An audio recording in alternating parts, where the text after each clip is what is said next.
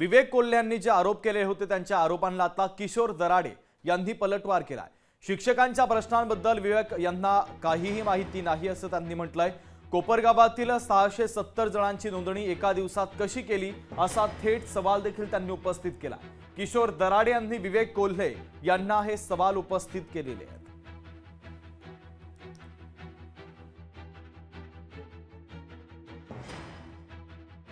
मतदारांना माझं एवढंच आव्हान आहे की याच्यामध्ये हा गंभीर स्वरूपाचा गुन्हा आहे।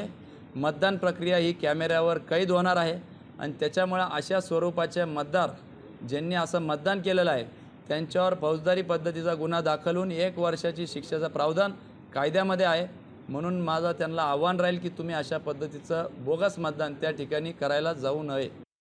ते जर सांगता का बोगस मतदार नोंदवले गेले 6 महिन्यापासून आधी शासनाने हा प्रोग्राम लावला होता। त्या ठिकाणी पंचायत समितीचा अधिकारी असतो, त्या ठिकाणी संबंधित प्राचार्य जबाबदार असतो, त्या ठिकाणी नायब तहसीलदार असतो।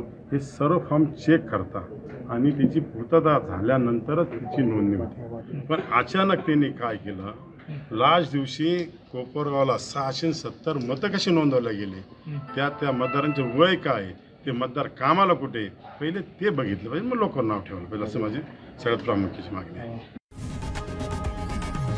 लोकशाही मराठी ऐका, पहा, जागरूक रहा।